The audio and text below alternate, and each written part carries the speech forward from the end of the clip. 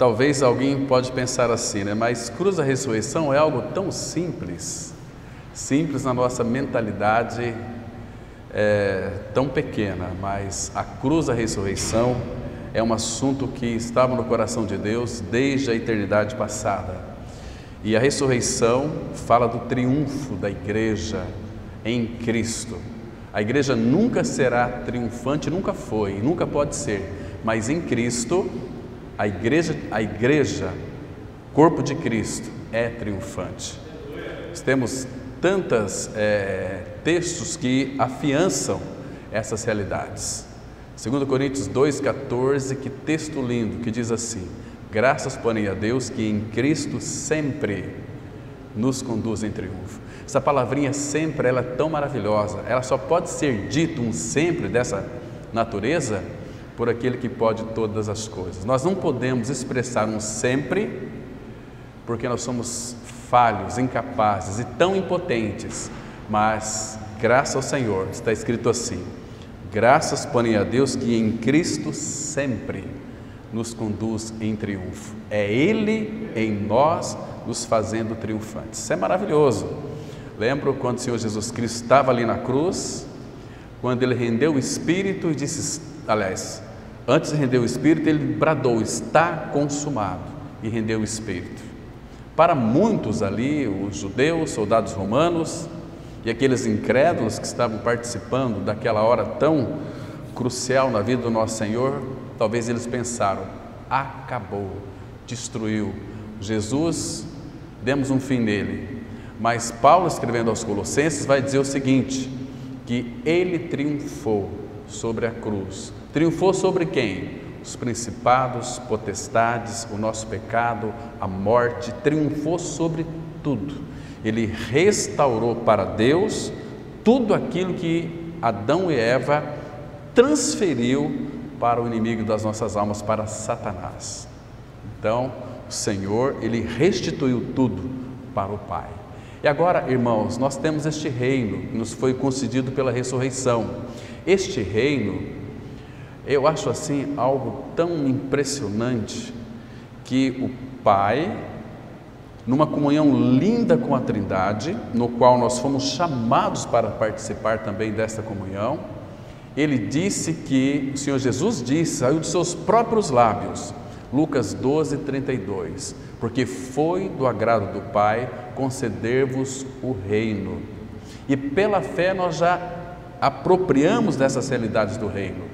Lá em Lucas 17, versículo 21, a palavra fala que o reino de Deus não está lá, nem aqui, nem acolá. Ele não veio até nós com visível aparência, mas ele foi colocado dentro de nós. Então, o que é este reino no qual nós nos apropriamos, que o Pai compartilhou conosco? Cristo. Onde Cristo está, está o seu reino. E este reino tem que ser expandido em nós. Paulo, escrevendo aos Colossenses, capítulo 3, versículo 17, é para que nós, com todos os santos, e é somente com todos os santos, que vamos nos apropriar das realidades profundas de tudo aquilo que já nos foi concedido, para conhecer o Senhor na sua altura, largura, na sua extensão e na sua profundidade, e conhecer o amor de Cristo, que excede todo o entendimento. Depois vocês analisem essa palavra excede todo o entendimento. Se excede todo o entendimento, está além da nossa capacidade de compreender. Nunca, aliás, vamos compreender o amor de Deus. Temos que desfrutá-lo cada dia mais. Como podemos desfrutar do amor de Deus?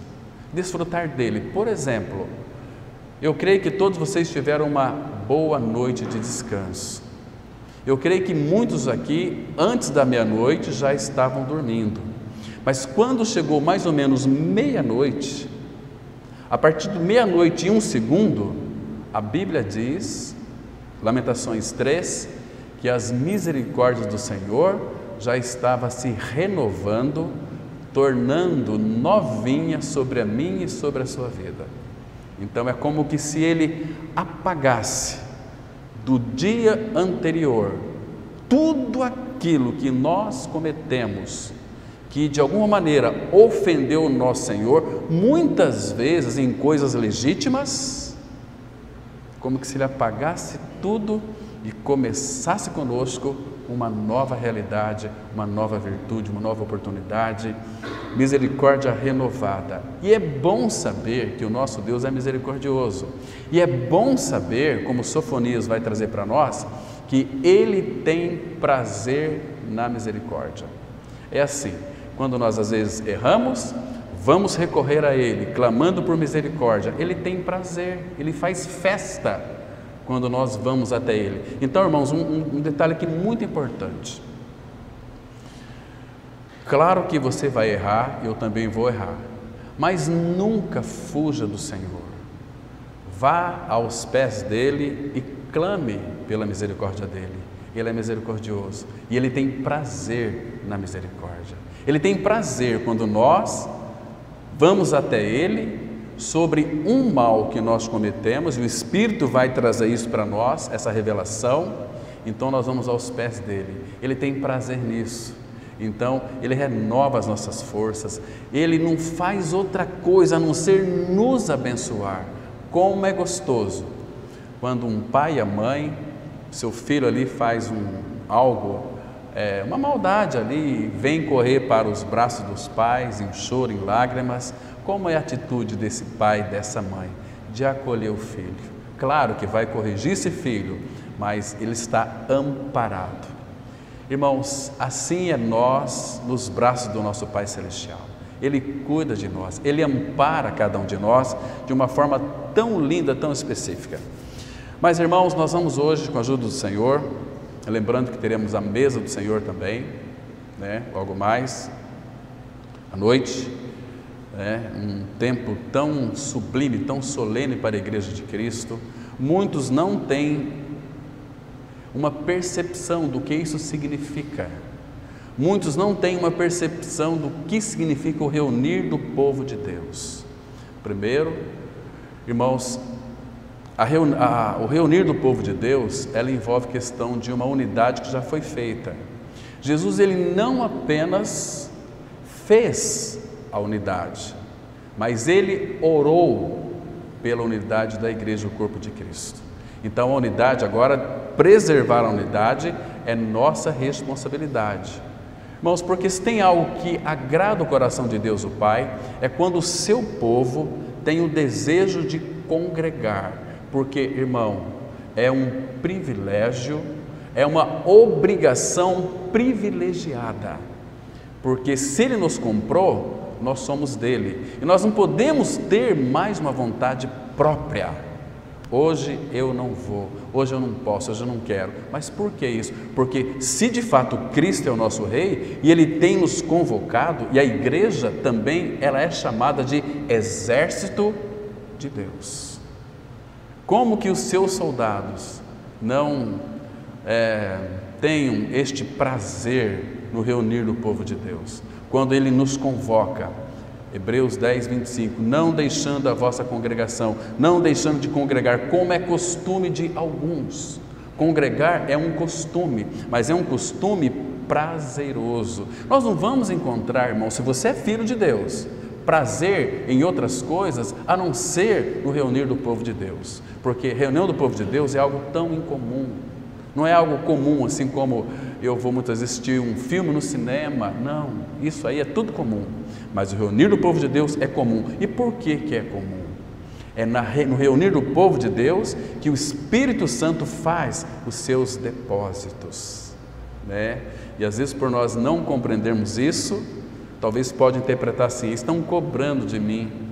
Uma vez fui falar com uma pessoa: vamos estar juntos, é importante. Não fica cobrando, não, senão eu espano.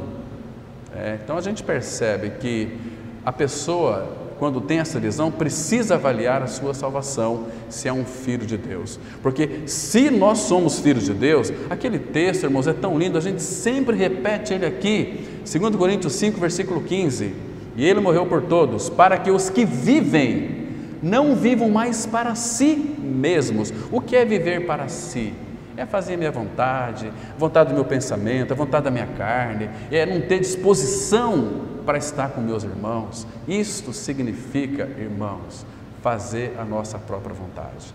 É claro que muitas vezes nós temos compromissos, e muitas vezes, por exemplo, eu tenho aqui diversas vezes, é porque eu estou na liderança, mas algumas vezes eu precisava de ficar com os meus familiares, tanto tempo que eu não os via, ontem uma irmã falou comigo, não podia por causa disso. Isso é uma bênção, estar no meio dos seus familiares ali, para fazer a diferença, para desfrutar, é gostoso demais, um ambiente familiar gostoso. Quem não gosta da sua família? Mas se vocês parar para pensar e perceber, normalmente as famílias chegam sempre na quarta-feira, chega sempre domingo de manhã e domingo à noite, chega gente, Por quê? Satanás leva essas pessoas lá para impedir o reunir do povo de Deus. Percebe isso, irmãos? Então, nós não podemos nos esquecer que nós somos dele e ele é nosso. Isso é maravilhoso. Hoje eu espero, irmãos, que o coração de vocês se aqueçam, fiquem alegres, felizes, porque o assunto é cruz e a ressurreição.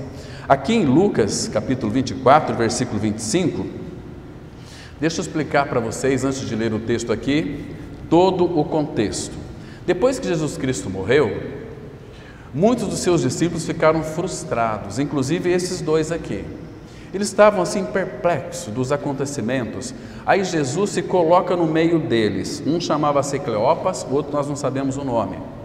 Mas Jesus começou a caminhar no meio deles e vinham desenvolvendo uma conversa muito preciosa. Então, eles disseram para Jesus: você é o único que não sabe dos últimos acontecimentos? Jesus perguntou para eles: quais? Que Jesus, Filho de Deus, que veio para restaurar Israel, ele morreu e nós esperávamos que ele fosse o rei de Israel, nós esperávamos que ele triunfasse, etc. Então Jesus começa a conversar com eles. Aí Jesus chega aqui no versículo 25 e diz para eles, fazendo uma réplica para eles.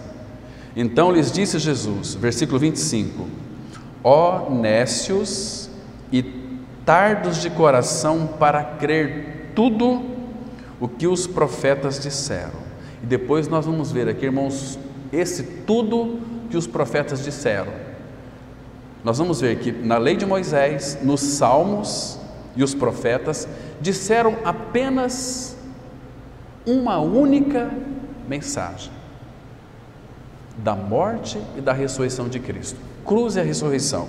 E aí ele diz assim no versículo 26: porventura não convinha que o Cristo padecesse, falando da morte dele aqui, e entrasse na sua glória?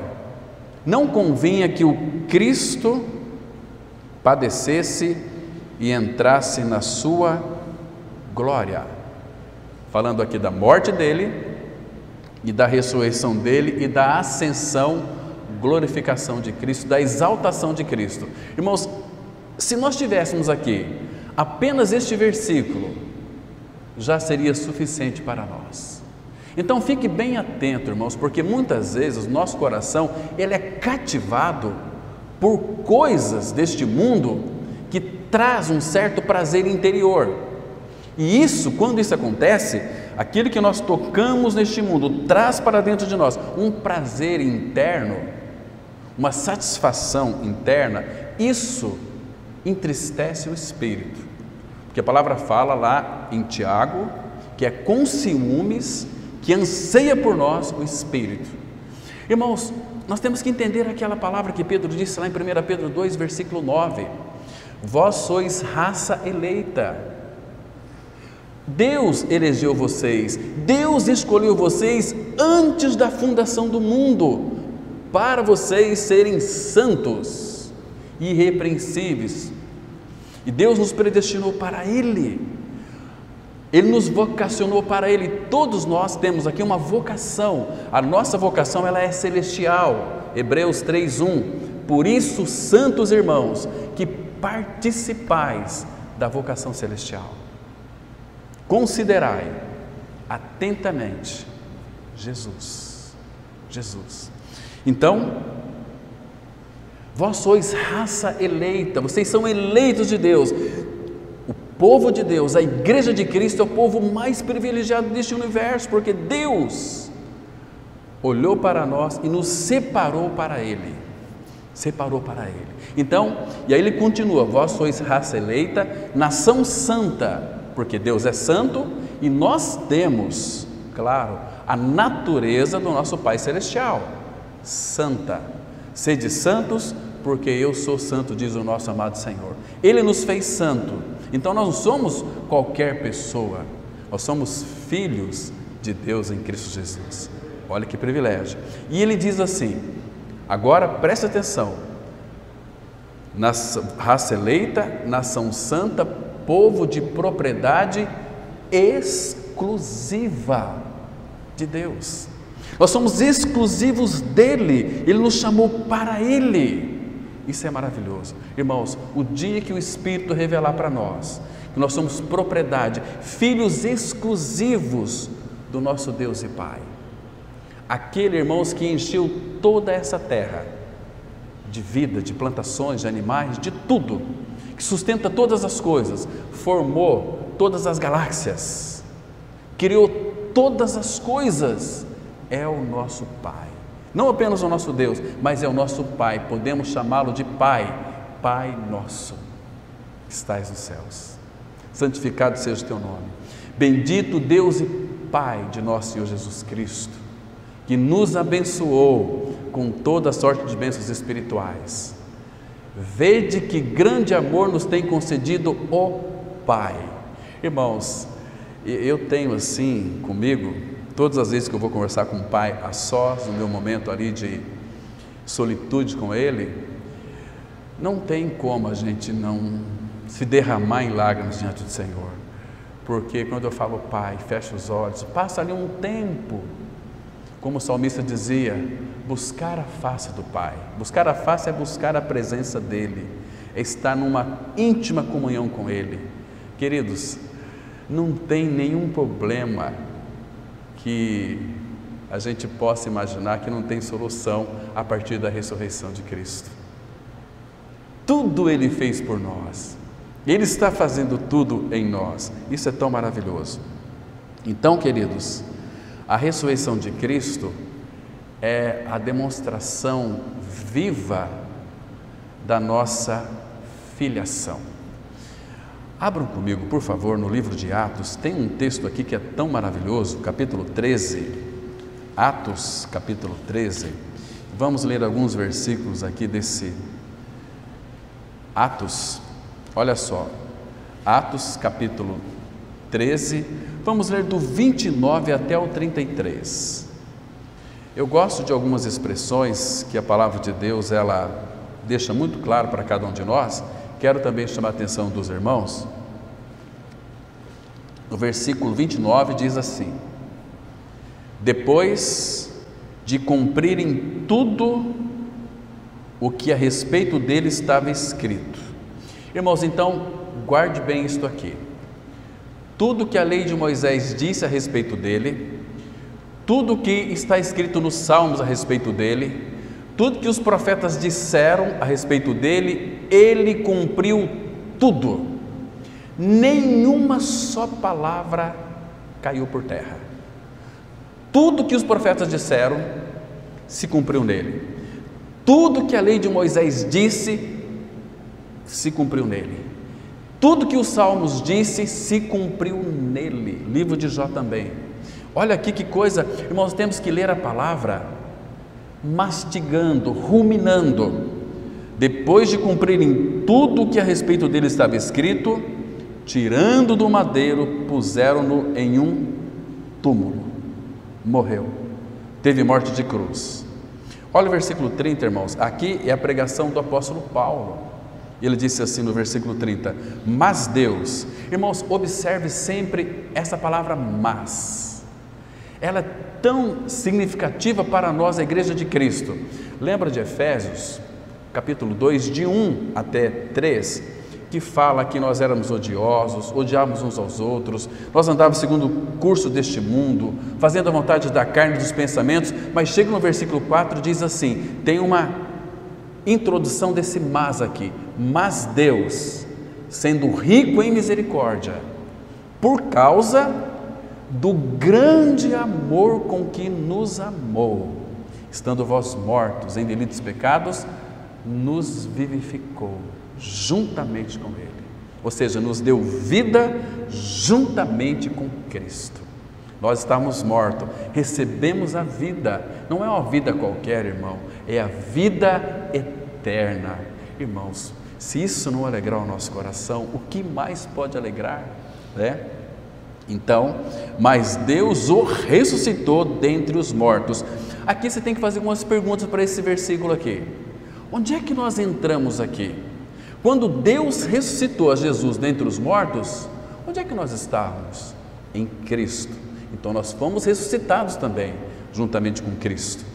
Agora, versículo 31. E foi visto muitos dias pelos que, com ele, subiram da Galiléia para Jerusalém, aos quais são agora as suas testemunhas perante o povo.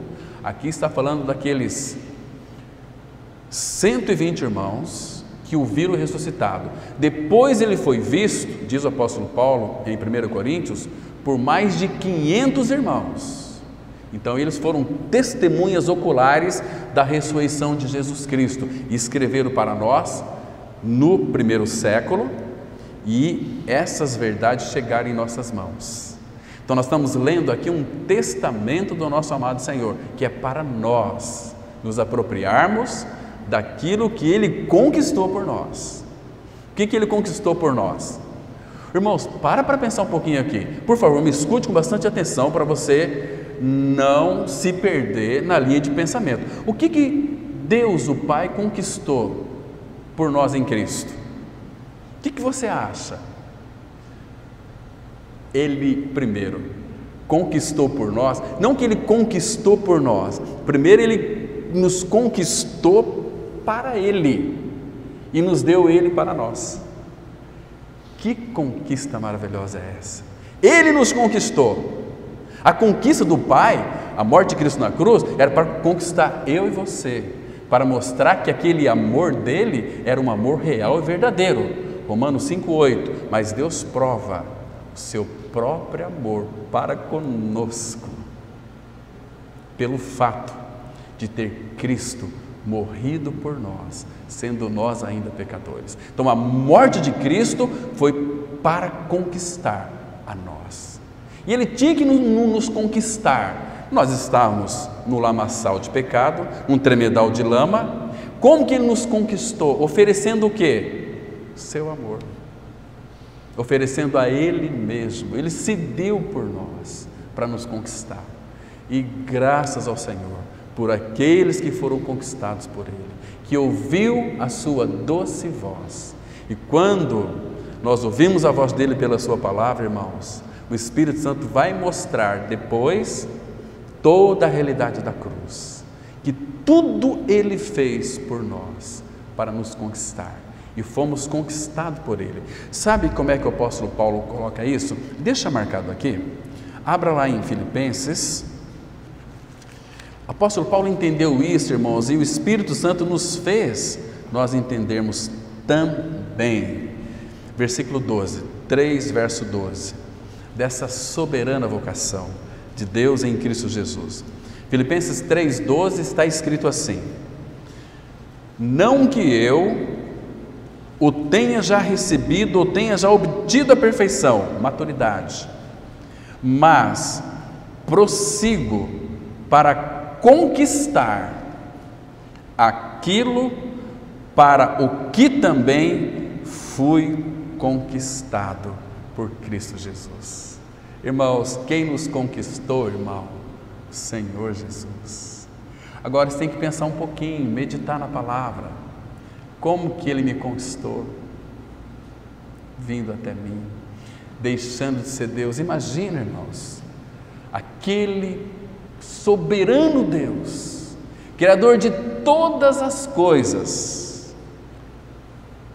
ele entra dentro de um óvulo humano de Maria, nasce como uma criança. Imagina, Deus se faz carne para nos conquistar. Maria dando de mamar para Jesus, o Criador dela, o Salvador dela. Que cena deve ser aquela? Imagina Maria dando banho em Jesus. Que cena maravilhosa aquela. Será que Jesus tinha assaduras? Poderia ter, ele era humano, igual a nós. Irmãos, ele fez tudo para nos... Ele veio até nós, e o Verbo se fez carne e habitou entre nós. E o que ele trouxe? Toda a realidade celestial. Ele veio cheio de graça e de verdade, de realidade espiritual. E a palavra fala que foi do agrado do Pai que toda a plenitude da divindade habitasse em Cristo Jesus. Quando cremos no Senhor, irmãos, Ele vem para dentro de nós. Puxa vida, que coisa tremenda é essa para aqueles que creram no Senhor, ser habitado por Cristo, ter Cristo como sua vida para desfrutar dele. Então agora, Ele não nos cansa de nos conquistar, Ele sabe que nós temos uma alma um pouco complexa, um pouco dura, um pouco cheia de opiniões, então Ele começa uma boa obra em nós, mostrando a sua grandeza, mostrando seu amor, mostrando quem Ele é, nos frustrando aqui e ali, para mostrar que quando nós colocamos a nossa confiança nos homens, nas pessoas, nós vamos nos frustrar. Irmãos, uma coisa muito interessante, não crie, escute bem, não crie expectativas com homens, que você vai se frustrar. Agora, quando foi que Cristo lhe decepcionou? Nunca, irmãos, nunca. Muito pelo contrário, Ele nos frustra para nos evitar de mal piores e maiores. Mas então, quando Ele nos frustra, Ele nos mostra a grandiosidade da sua doçura, da sua ternura, do seu amor, da sua graça, da sua vida que Ele deu por nós, daquilo que Ele sofreu por nós. Aí o nosso coração vai se encher de alegria. Sempre Ele vai dizer para nós assim: olha, tem de bom ânimo, eu venci, vocês estão em mim, eu estou em vocês, então vocês em mim, eu em vocês, vocês podem se considerar não apenas vencedores, mas mais do que vencedores, porque eu amei vocês. Ele nos faz triunfar. Irmãos, isso é viver uma vida de ressurreição. O que é viver uma vida de ressurreição? É viver acima das circunstâncias. Você tem que parar para pensar, quando estiver diante de uma dificuldade muito grande, qual é a posição que o Pai lhe colocou? Onde você está? Pela fé, assentados nos lugares celestiais em Cristo Jesus. Temos que desfrutar disso. O que é viver uma vida de ressurreição? Lembra de João 10, versículo 9? Jesus disse assim: eu sou a porta, quem entrar por mim, entrará, a ideia aqui é de morreu com Ele, sairá, ressurreição, e achará pastagens. O que significa achar pastagens? Significa uma vida de ressurreição, uma vida de repouso. Então nós temos que voltar para o Salmo 23, 2. Ele me faz repousar em pastos verdejantes. Entrará e sairá e achará pastagens. Lugar de descanso, lugar de fartura, lugar de abundância. Onde você vai ter isso? Na mesa de meu Pai, na despensa de meu Pai. Na despensa de meu Pai não falta nada. Às vezes na nossa despensa aqui, material, sempre está faltando alguma coisa. Tem que comprar, às vezes não tem dinheiro, tem que comprar depois. Mas na despensa do Pai não. Você pode ir lá, tem tudo que você precisa. Mas, irmãos, a gente vai muitas vezes buscar na despensa do mundo e não na despensa do Senhor. Vamos voltar lá para Atos capítulo 13. Nós lemos então aqui o versículo 31, Agora, olha o 32, irmãos, que coisa linda. Então aqui, Lucas está transcrevendo aqui o sermão de Paulo, diz assim: aqui está falando para aqueles irmãos lá de Antioquia, nós vos anunciamos o evangelho da promessa feita a nossos pais. Aqui, irmãos, não só Lucas escreveu isso aqui, inspirado pelo Espírito, como o apóstolo Pedro também na sua primeira carta, capítulo 1, versículo 11 e 12, que quando este evangelho foi anunciado lá atrás, que foi destinado para nós outros, são coisas que os anjos, eles anelavam perscrutar. Como que é isso? Jesus, o Deus, se fez carne para buscar os pecadores, e os anjos, eles queriam pregar o evangelho, mas Deus não concedeu este privilégio a anjos, mas sim a nós, a homens. Por quê? Porque anjos, eles não podem pregar aquilo que eles não têm, o novo nascimento. Eles não precisam, eles estão diante do Pai, diante de Deus, os anjos de Deus, que estão a serviço de Deus o Pai. Mas, irmãos, só pode pregar o evangelho aquele que passou pelo evangelho. Para ser testemunha do evangelho, você tem que experimentar a eficiência, a eficácia do evangelho da graça. Então você creu que nasceu de novo, morreu, ressuscitou, então você pode falar da morte e ressurreição de Cristo. Estão me compreendendo? Moody, ele diz assim, uma frase muito interessante: só pode pregar a cruz um crucificado, e pregar de lá da cruz. Só um crucificado, porque enquanto em nós está operando a morte, um crucificado morreu com Cristo. Romanos 5,8, ora, se já morremos com Cristo, cremos que também com Ele viveremos. Então, nós estamos crucificados, e então nós podemos pregar a cruz, Cristo e a cruz, a sua pessoa e a sua obra, e as pessoas vão ser salvas, porque enquanto em nós opera a morte, em vós opera a vida. Este é o recado. Agora, eu recebi uma ligação ontem, uma pessoa dizendo o seguinte: olha, eu estou muito confusa, a minha mente está assim em turbilhão. Eu nem sabia dessa notícia, talvez os irmãos aqui já saibam, já ouviram, que ali, acho que, não sei, onde tinha um cara, matou 2 adolescentes, matou mais não sei quem, e eles eram de uma denominação evangélica, e dizendo que eram filhos de Deus, e a pessoa começou a falar, isso está me deixando com dúvida de Deus. E a mãe disse que orou pelas filhas, para que Deus proteja, e Deus não guardou as filhas. Mas por que isso? Eu falei, primeiro porque Deus é Deus. Deus não tem, irmãos, compromisso nenhum em guardar ninguém. Ele é soberano. Agora, quando fala para nós, chegam as notícias, é filho de Deus, filho de Deus. Olha, irmãos, eu fico assim muito desconfiado. Porque, irmãos, aquele que não nasceu de novo, não é filho de Deus. E novo nascimento, pelo que as denominações, elas pregam hoje, aceitar Jesus, aquela coisa toda, e pratica alguns ritualismos, isso não é novo nascimento, irmão. Não é novo nascimento, porque a palavra fala em 1 Pedro que os olhos do Senhor estão sobre os justos, seus ouvidos atentos às suas orações.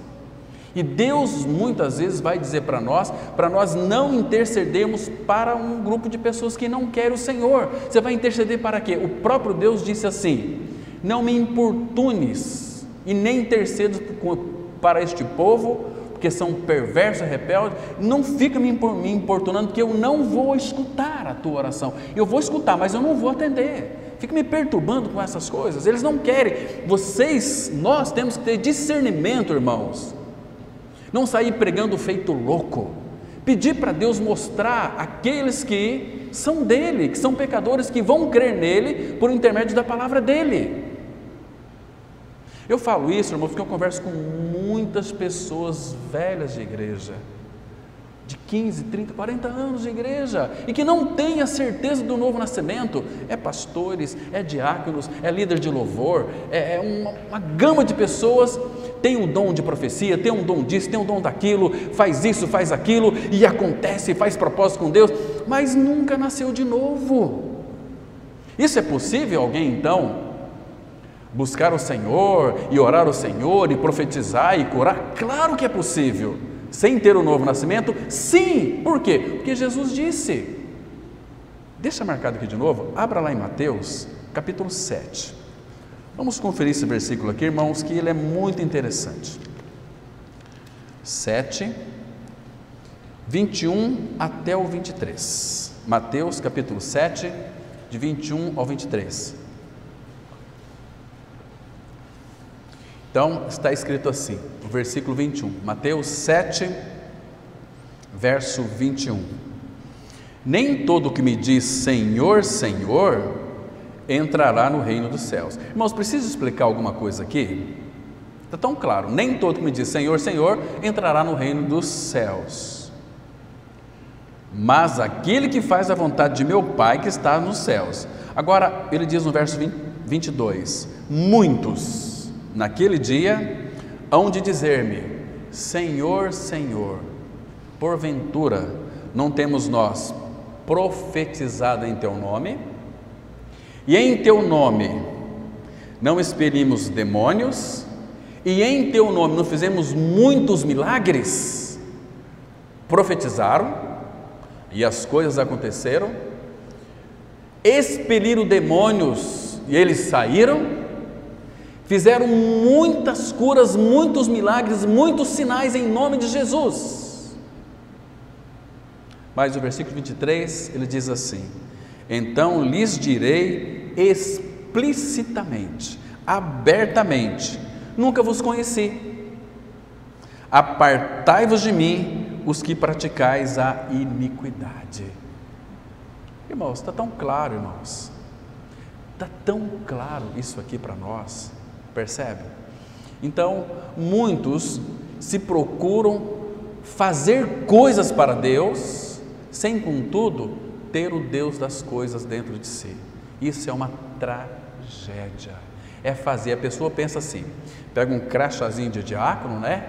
E às vezes o nome da pessoa está rolado como membresia de uma comunidade. Isso não é novo nascimento, irmãos. Às vezes o nome de uma pessoa pode estar escrito no rol de membros, na ata de uma comunidade, mas não está escrito no livro da vida, porque aquela pessoa nunca nasceu de novo, como aquela moça. Antônia Buchaim conta uma história muito interessante, dizendo que uma moça, os pais eram cristãos, ela nasceu num lar cristão, seu irmão era pastor, e eles frequentavam uma comunidade, e essa moça, 17 anos, aí num apelo lá emocional, ela foi à frente, aceitou Jesus, e marcaram o batismo, e foi batizada, uma grande festa, é uma filha de Deus.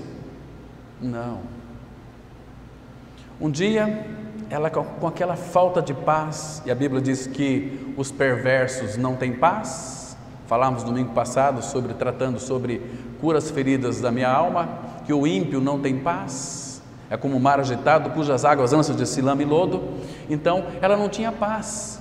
Ela procurou o seu pastor e disse o seguinte: olha, pastor, eu tenho uma falta de paz. Ô, minha filha, vem cá, eu conheço teus pais, são cristãos, você é uma menina, você é filha de Deus, um homem falando ali para ela, então ora mais, você tem que viver uma vida mais de oração e ler mais a Bíblia. E ela, quanto mais orava, mais falta de paz ela tinha, quanto mais lia a Bíblia, mais ela tinha vontade de rasgar a Bíblia. Um dia ela decidiu: não, para mim não tem mais jeito, eu não vou conviver comigo mesmo, essa falta de paz terrível. E ela decidiu se suicidar. E ela foi, faltava mais ou menos uns 150 metros, ali numa passarela que tinha uma pista embaixo, ela ia se jogar lá e uma carreta passar por cima dela, daria um fim na vida dela. Mas ela encontrou um amigo dela que era cristão, uma nova criatura em Cristo, e disse: ô, minha amiga, vem cá, você está indo para onde? Não, eu vou. Não, vem cá, vamos conversar um pouquinho, você está tão assim, se abre comigo, o que está acontecendo? Ela, não, eu preciso de ir. Não, vem cá, vamos conversar aqui, o que está acontecendo? e eu estou com uma angústia muito grande, uma falta de paz, e eu falei com o meu pastor, ele não resolveu, e eu decidi que eu vou me suicidar. Falei, ele disse assim, você tem que morrer sim, você tem que se livrar dessa tua natureza perversa, essa natureza tua insuportável, que você não se suporta. Mas vou dizer uma coisa para você, Cristo já fez uma obra para você, você já morreu com Ele na cruz. Como assim? Ele pegou lá um Novo Testamento, abriu para ela, citou aquele texto de Romanos 6,6, sabendo isso que o nosso homem velho foi com Ele crucificado, para que o corpo do pecado seja destruído e não sirvamos mais ao pecado como escravo. Aquele que morreu está justificado do pecado, você tem que morrer sim, mas lá na cruz. Jesus, ele é a favor da pena de morte, mas morte de cruz. Aí o Espírito abriu o entendimento dela, aí ela pôde entender que na morte de Cristo, ela também morreu junto com Ele, porque a Bíblia diz. Aí ela ganhou a experiência juntamente com Ele pela ressurreição, então ela sentiu aquele alívio, ai que coisa maravilhosa, ela estava sendo regenerada, mas segundo a palavra. Nós cremos, muitas vezes segundo o que os homens dizem, não é por aí, irmão. Cuidado para que a tua fé seja posta muitas vezes uma mensagem emocionante e não nas escrituras sagradas. Olhe para a palavra, avalie a mensagem com a palavra, e todas as vezes, seja eu, seja Pedrinho, Serginho, Valdir, Carlinhos e Luiz Eduardo, se pregar aqui mensagem que não fala da centralidade de Cristo e a cruz, pode ser qualquer assunto, eles são malditos. Somos malditos quando nós não pregamos o Evangelho da graça. Paulo fala em Gálatas 1, versículos de 6 a 8, ainda que nós, ou mesmo um anjo vindo do céu, vos pregue Evangelho, além do qual temos pregado, seja anátema, seja maldito. Qual que é o Evangelho? Qual que é a novidade? Qual que é a boa nova? É que Cristo morreu e ressuscitou, e que eu morri e ressuscitei com Ele, porque a morte de Cristo foi uma morte participativa. Ele não morreu sozinho. A Bíblia diz assim, 2 Coríntios 5, verso 14, o amor de Cristo nos constrange, julgando nós isto, um morreu por todos, logo todos morremos. Porque Deus não pode nos salvar se a justiça dele não for cumprida em mim. A Bíblia diz assim, através do profeta Jeremias, o pai não levará a iniquidade do filho, nem o filho do pai, cada um será morto por sua própria iniquidade. Você nasceu iníquo e eu também. Aceitar Jesus, não tem atalho para o reino de Deus. Aceitar Jesus, anula-se a cruz. Paulo escreveu aos Coríntios, 1 Coríntios 1, verso 17, não me enviou Cristo para batizar, mas para pregar o Evangelho, não em sabedoria de palavra, para que não se anule a cruz de Cristo, porque certamente a mensagem da cruz é loucura para os que se perdem, mas para nós que somos salvos é o poder de Deus. E a gente vê aí um grupo de evangélicos rangendo os dentes por causa dessa comunidade que tem sido fiel à palavra de Deus, fiel ao Evangelho da graça. Vocês só pregam Cristo e a cruz? Meu Deus! Vocês só pregam a Bíblia, só pregam Cristo e a cruz? O que é pregar Cristo, irmãos? Sendo que Paulo escreveu assim em Colossenses 3,11, bem no final do versículo, Cristo é tudo. Quando pregamos Cristo, pregamos tudo para Ele. Nós não temos outra mensagem.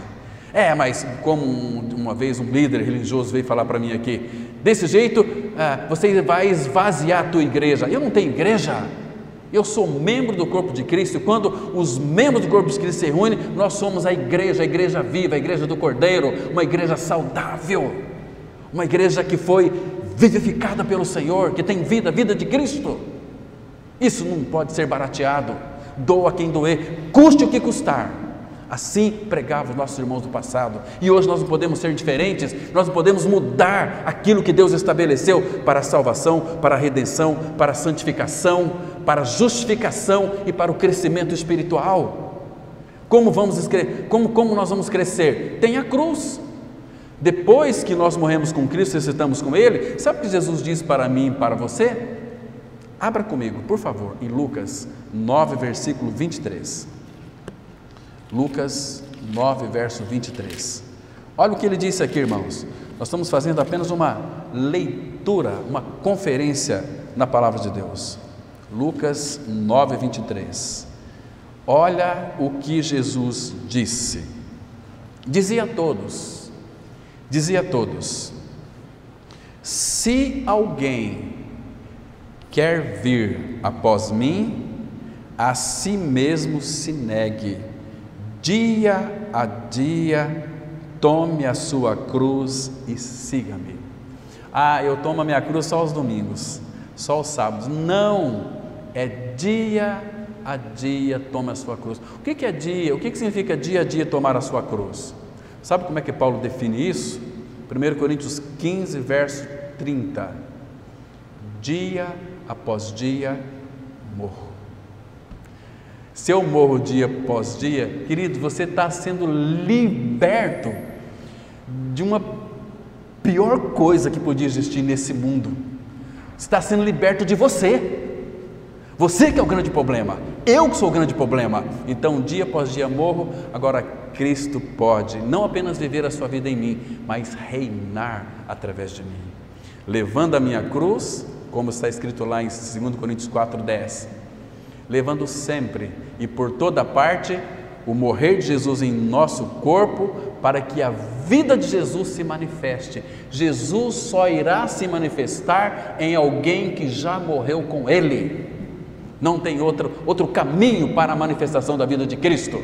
E o que realmente é degradante, e vamos dizer assim, até uma tragédia, é que nós nos acostumamos com esses textos da palavra de Deus. De novo, espera aí, irmãos, avalie diante do Senhor. Que graciosidade é para o nosso coração ouvirmos essas verdades sendo repetidas. Não tem outra mensagem, irmãos. É Cristo e a cruz, é a morte e a ressurreição dele. Isso é maravilhoso, isso é gracioso, isso é grandioso demais. Percebe? Então, negar a nós mesmos. Vamos lá, nós estávamos em Atos capítulo 13, né? Vamos ver aqui mais um versículo aqui. Vamos ler agora o versículo 33. Atos 13, 33. Nós vamos passar por cima desse verso não, que ele é muito interessante.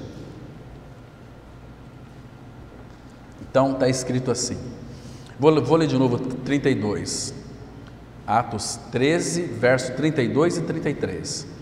Nós vos anunciamos o evangelho da promessa feita a nossos pais, como Deus a cumpriu plenamente a nós. Então se aproprie disso, é para você também. Agora, irmãos, essa promessa do evangelho feita aos nossos pais, Deus a cumpriu plenamente a nós. Palavra linda, irmãos. Seus filhos, a nós, seus filhos. De que maneira?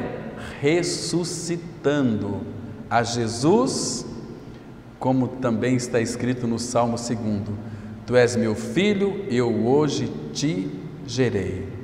E que Deus o ressuscitou dentre os mortos, para que jamais voltasse à corrupção.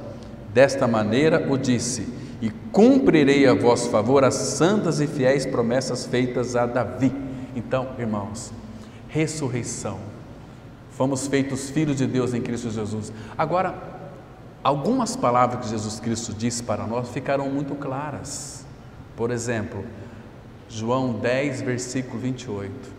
Eu lhes dou a vida eterna, jamais perecerão. Por quê? Porque vivemos uma vida de ressurreição, uma vida de não mais eu, mas Cristo. Irmão, você tem que, se é não mais eu, deixa eu citar aquele versículo de Gálatas 2:20, já estou crucificado com Cristo, logo já não sou eu quem vive, mas Cristo vive em mim. Já não sou eu quem vive. Se não é mais você quem vive, cadê você? E por que você e eu muitas vezes gostamos de se aparecer? De contar as nossas vantagens? Você está morto ou não está morto?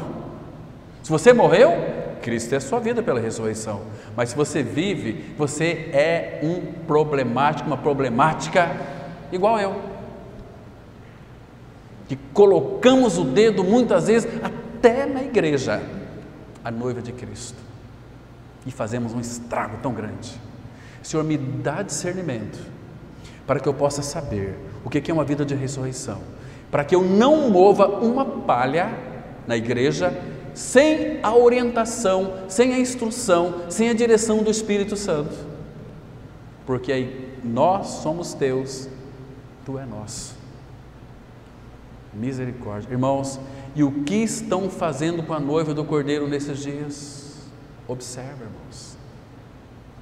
Veja aí, está no YouTube, assista, escuta algumas mensagens. Que tragédia. São muito boas, interessantes, a maioria está se convertendo em coach. Um tempo onde pastores estão buscando os psicólogos para buscar orientações, para ter uma oratória melhor, etc. e por aí vai. Misericórdia. É muito triste, é lastimável. Então, você observou aqui que Paulo pregou a cruz e a ressurreição? Isso é evangelho.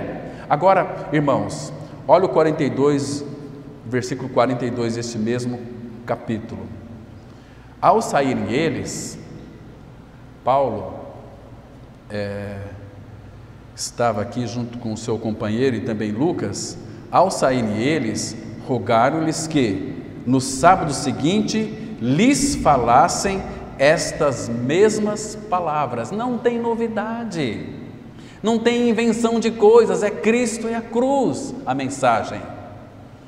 Quando nós queremos inventar coisas, irmãos, é porque nós estamos fadados de Cristo, nós não queremos Ele, queremos mensagens, procuramos para impressionar os irmãos. Mas se a morte e a ressurreição de Cristo não nos impressionar, não nos conquistar, nada vai nos conquistar mais, irmãos. Nós não temos nada para impressionar as pessoas, percebe?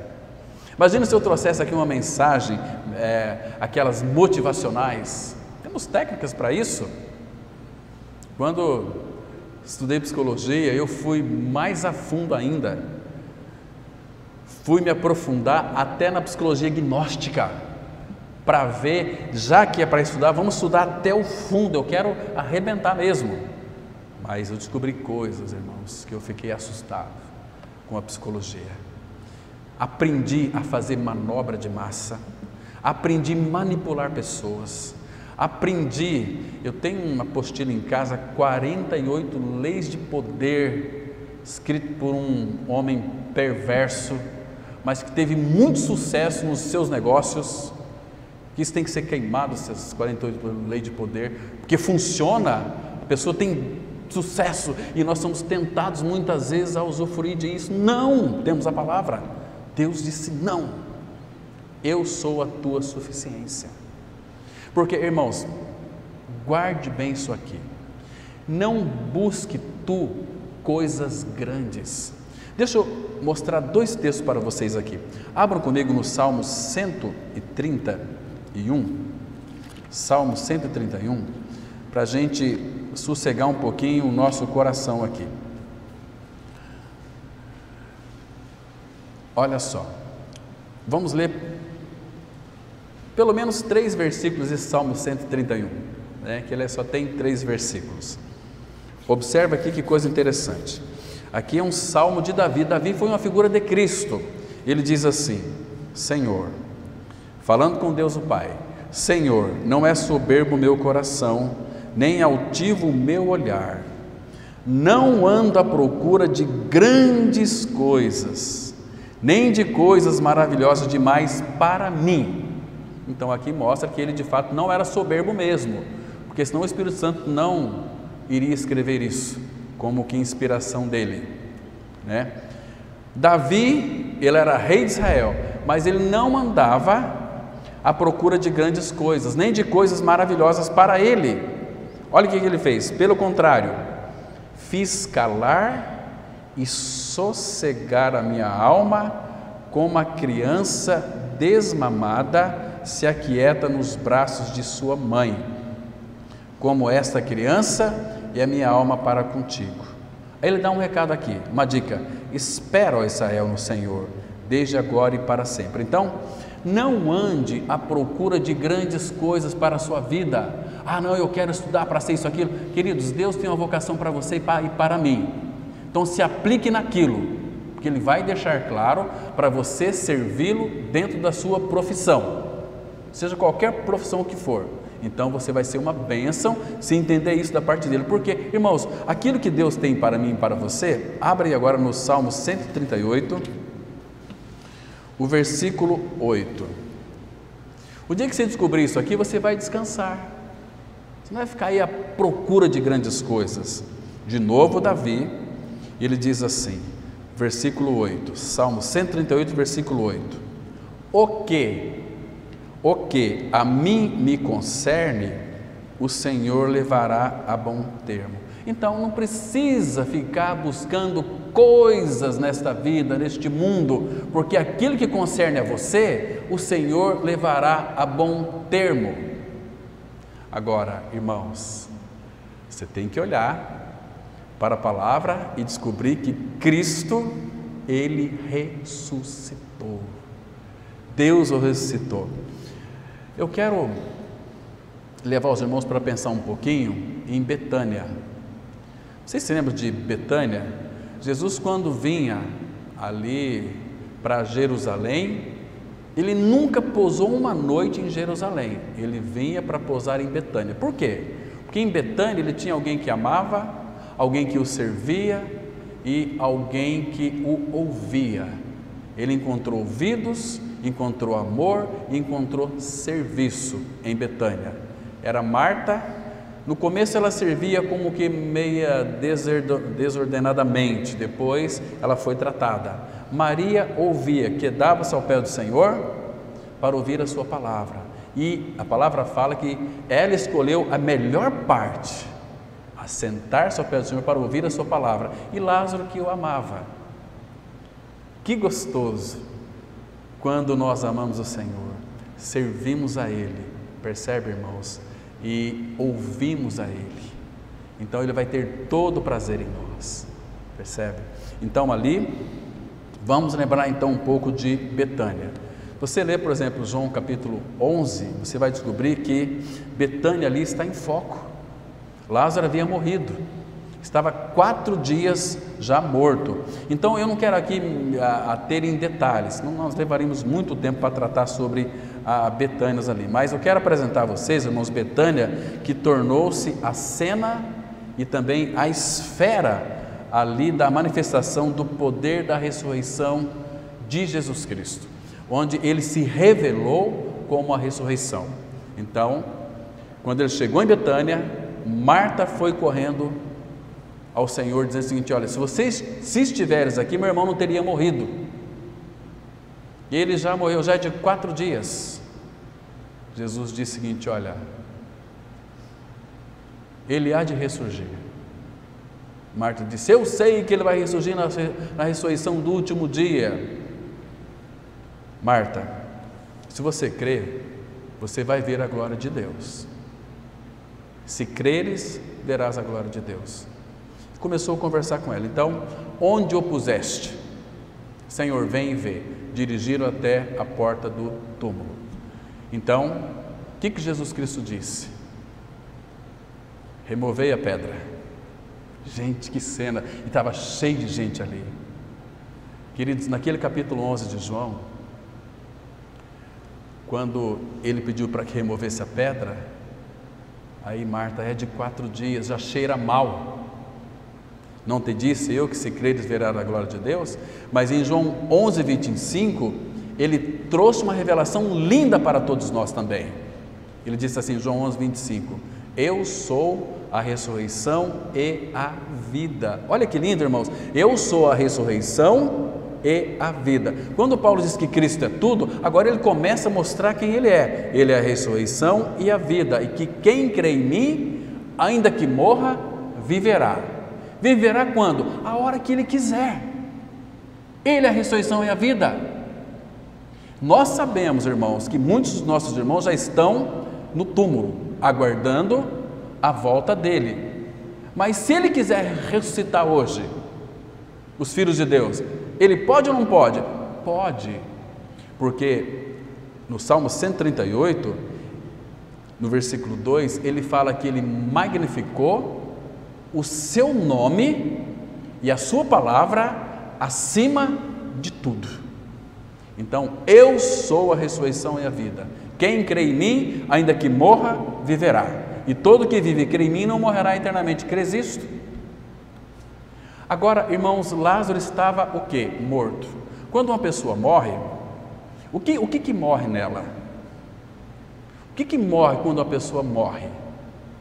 Atenta para isso aqui que é muito, muito importante. Vai morrer nela o corpo dela, vai morrer o cérebro dela. Agora, irmãos, vamos ver uma coisa aqui.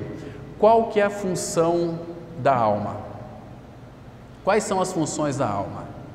Uma delas é a consciência. Lázaro morreu o cérebro dele, mas a consciência dele não. A palavra, ela condena, irmãos, veementemente, proibindo-nos falar com os mortos, igual os espíritos, etc., por aí vai. Mas o único que pode falar com os mortos é Jesus. Quando Jesus disse, Lázaro, vem para fora, Ele falou com quem? Com Lázaro, com a consciência dele, despertando a consciência dele, trazendo ele à vida. Ele é a vida, Ele é a ressurreição e a vida. Entende, irmãos? O ambiente, a dimensão na qual nós estamos vivendo como filhos de Deus em Cristo Jesus, nós somos seguros em Cristo, não temos que temer nem a morte nem ninguém. Lázaro, vem para fora. Chamei-te pelo teu nome, tu és meu, eu te amo, eu tenho o controle de todas as coisas. Irmãos, lembra quando Eliseu foi lançado no túmulo? Depois de 300 anos, porque Deus disse que iria fazer com Eliseu, dando a ele porção dobrada de Elias. Elias fez 7 milagres, se você ler o livro de Reis, 7 milagres impressionantes. Eliseu recebeu porção dobrada, ele teria que fazer pelo menos 14, fez 13 e morreu. E depois de 300 anos, estava lá os ossos de Eliseu naquele túmulo, alguém morreu, foi lançado naquele túmulo, quando aquele cadáver encostou nos ossos de Eliseu, tornou a vida.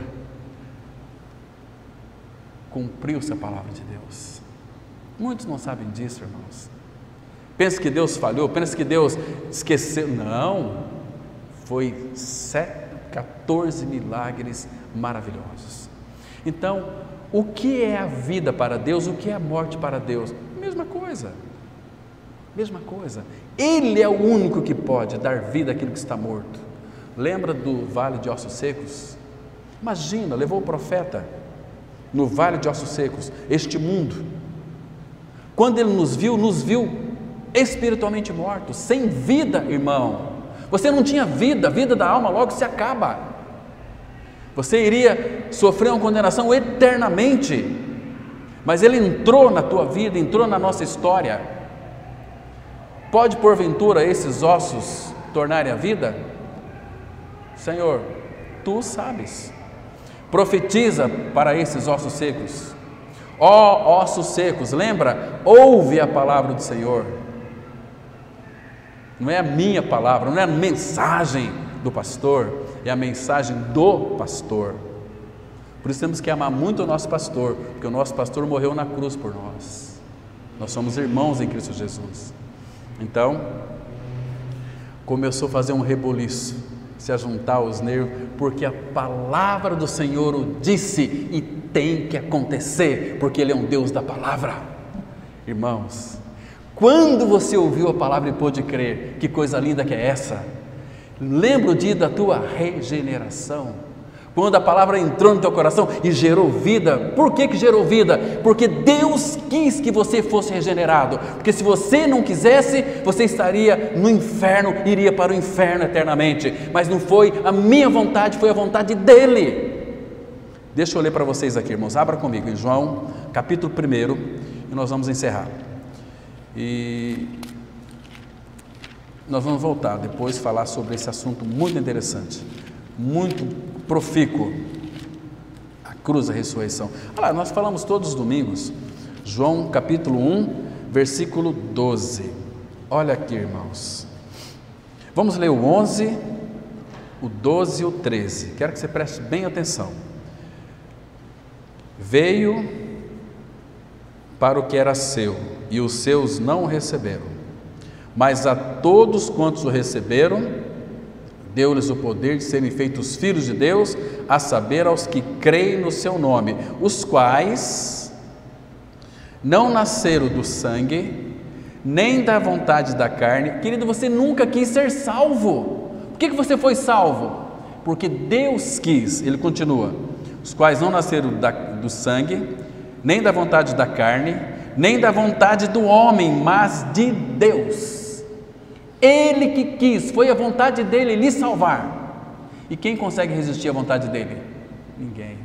Por isso que tem os eleitos, aqueles que foram eleitos em Cristo desde a fundação do mundo. Você nunca quis ser salvo, nem eu, mas Ele quis, e por Ele ter me querido, Ele me fez eu crer e desejá-lo e querê-lo, para que então recebesse a vida nova, a vida de Cristo. Cristo morreu sim, mas eu também morri com Ele. Ele foi sepultado sim, mas eu também fui sepultado com Ele. Deus o trouxe dentre os mortos, ressuscitou Jesus dentre os mortos, mas eu também fui ressuscitado juntamente com Ele e fui assentado juntamente com Ele nos lugares celestiais em Cristo Jesus. Cruz e a ressurreição. Esta, irmãos, é uma palavra bíblica que traz salvação, que traz edificação, que traz vida e vida em abundância. Amém. Vamos ter uma palavra de oração. Pai, graças te damos, porque diante da tua palavra tão poderosa nós somos tão impotentes para compreendê-la, mas o teu desejo, Pai, é revelar-se a nós, e tu o fazes pela tua palavra. Obrigado, Pai, porque todos os impedimentos que havia em nosso caminho, o Senhor removeu. Removeu a morte, removeu o pecado, removeu Satanás, cumpriu a lei por nós. Nós somos livres, por isso podemos declarar: se o Filho nos libertar, verdadeiramente sereis livres. Oh Pai, continue falando conosco, continue se revelando a nós, continue enchendo o nosso coração de bom ânimo, enche-nos com teu Espírito Santo, aumenta a nossa fé e nos vivifique a cada dia, para que possamos invocar o teu nome. Em nome do Senhor Jesus nós oramos. Amém.